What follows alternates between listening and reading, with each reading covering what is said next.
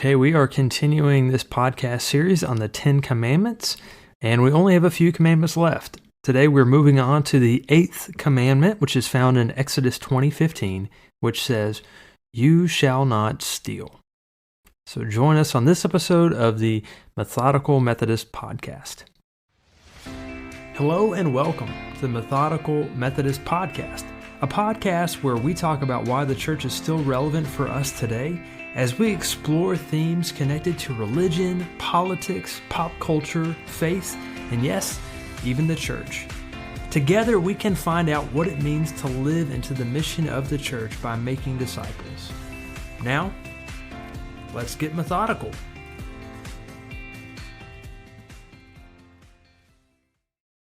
It seems that this 8th commandment, "You shall not steal," is closely related to the last two commandments, which are, "You shall not bear false witness," and "You shall not covet." In order to steal something, you have to desire it. You have to want it. And when you steal, you often have to lie about it. It's an act of deceit. There's an old story in 1 Kings chapter 20 where we see all three of these commandments being broken, as well as the commandment, "You shall not murder." It's a story that many of us may not be familiar with, but it has a lot to say about our commandment today. Ahab is the king of Israel, and he comes across a lush and rich vineyard in Jezreel, which is located right next to his second palace. He desires this vineyard. He really wants it. And he begins to think of all the fruit and vegetables that he could have from this garden, all the fruits and vegetables that he could eat from this garden.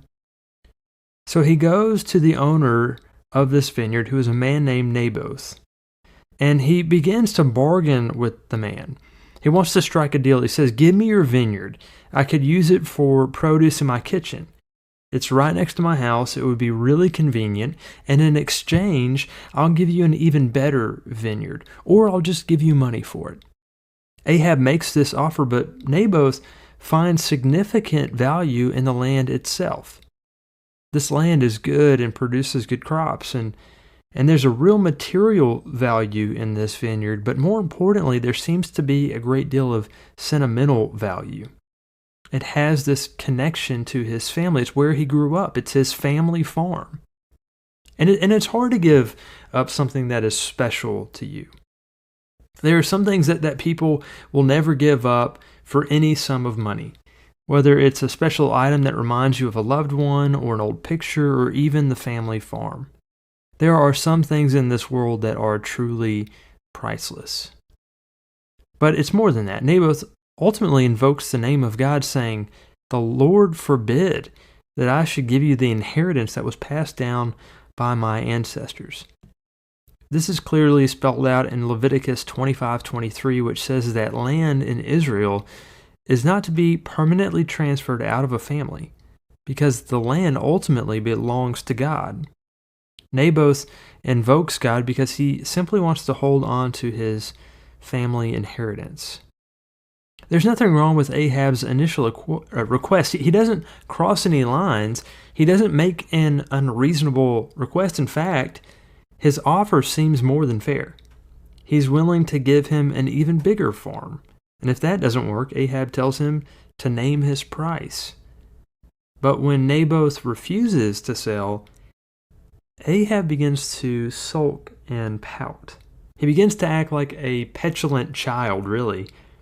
He goes to his bed, he buries his face in his pillow, and he refuses to eat. We get the idea that this is not the most mature king who has ever ruled the kingdom. Can you just picture this little king curled up in his bed? Perhaps you can think of a time when you did this as a child, or perhaps you have a young child who does this from time to time. Ahab pitches this little fit because he is consumed with greed and envy. And so he desires the one thing that he cannot have. This is a man who is lacking nothing. He has at least 2 palaces. His northern kingdom seat is in Samaria, and he has this second home in Jezreel. He has all the food and wine that he could ever want. He's a powerful king. but he's so hung up on this one piece of land that he cannot have. And then his wife Jezebel enters the scene, and Ahab shares what has happened. Jezebel impatiently says, "What kind of king are you? Get up and eat, and I'll take care of this. I'll go out and get this vineyard for you."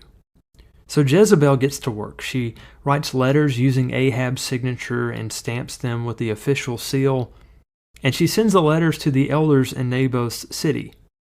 She has them carry out a plan to bring about false charges against Naboth and have him stoned and killed.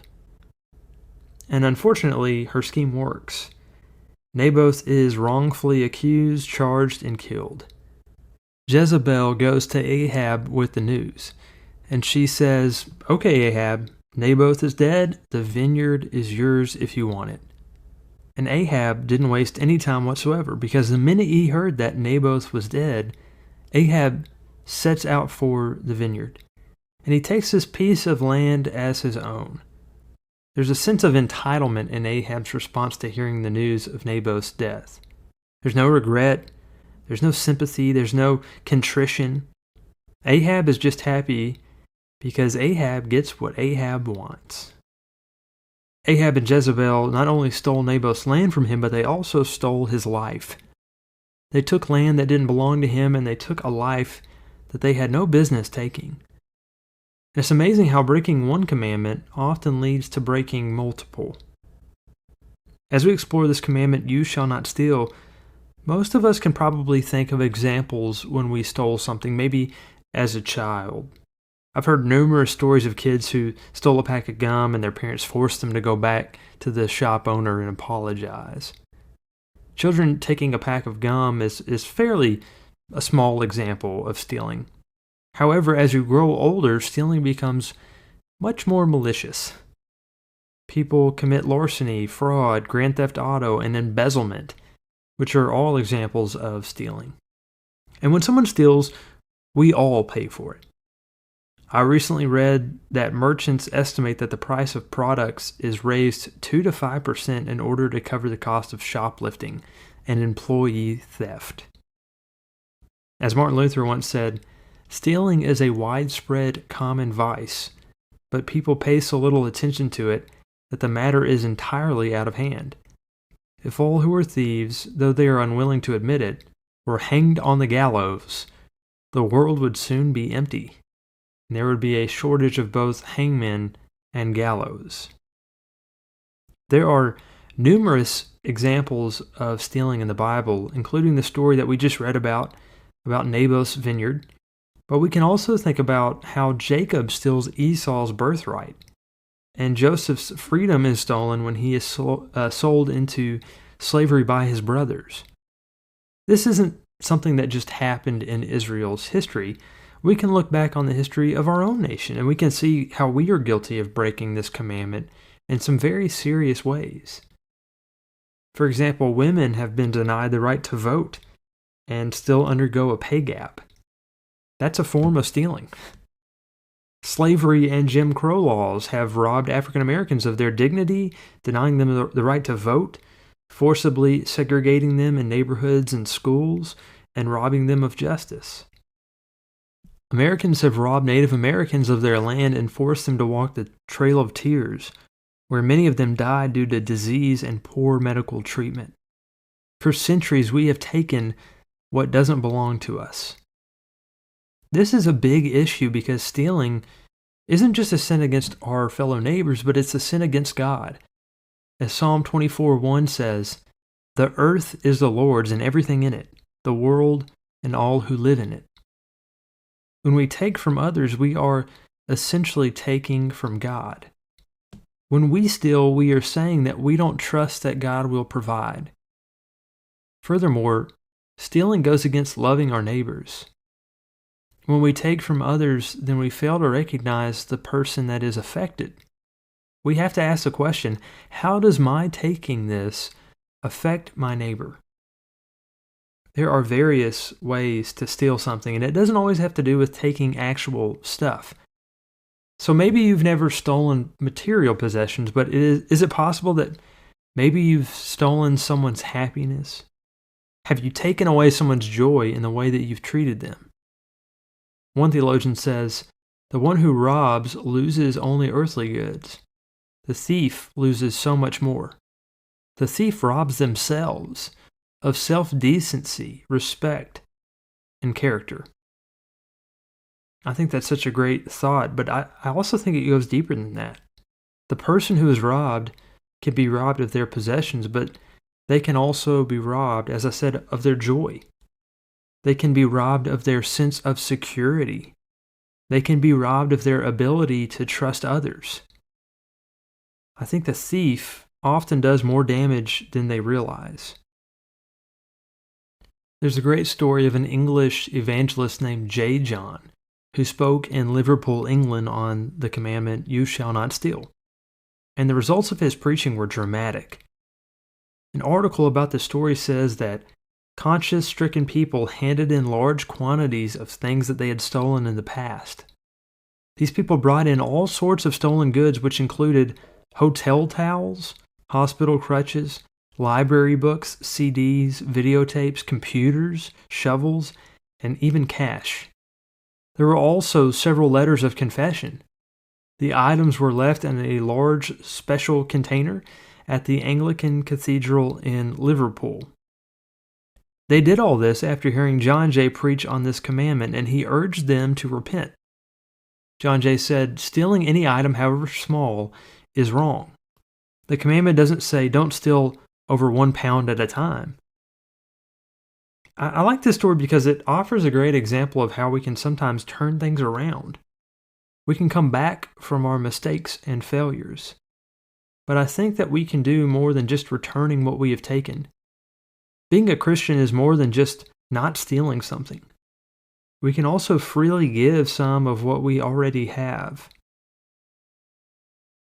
Rudyard Kipling once addressed a graduating medical school class of McGill University, and this is what he said: "You'll go from here and very likely you'll make a lot of money.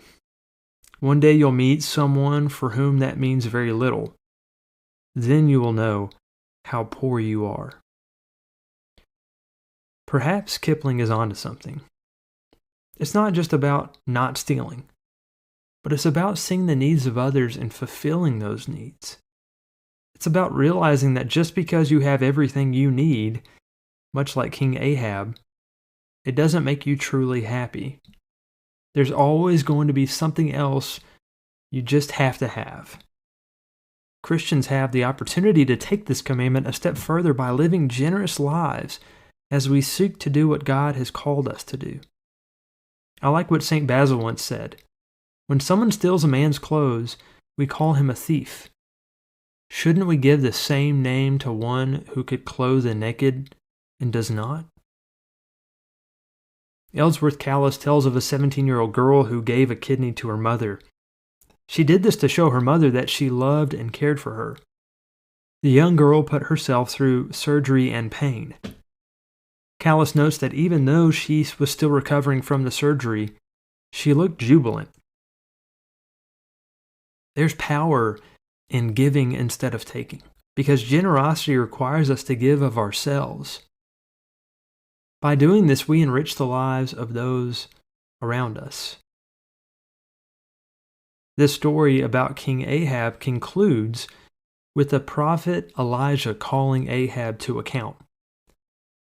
Ahab probably thought he had gotten away with it, but the one who had Naboth falsely accused is now being accused himself. The prophet Elijah essentially says, "You may think you got away with this, but God knows what you did. God knows you have murdered. God knows you have stolen." We remember that God offers this commandment as a way to ensure that we refrain from taking advantage of our neighbors. But how can we take it a step further and find ways to reach out in love and generosity? How can we give instead of take? How can we live up to this commandment and care for those in need? We can love our neighbors by giving freely and generously to those in need. Thank you for listening to this episode of the Methodical Methodist Podcast. If you have enjoyed this show, I hope you might consider heading on over to iTunes to subscribe, rate, and leave a review of the show. It is very much appreciated. And until next time, stay methodical.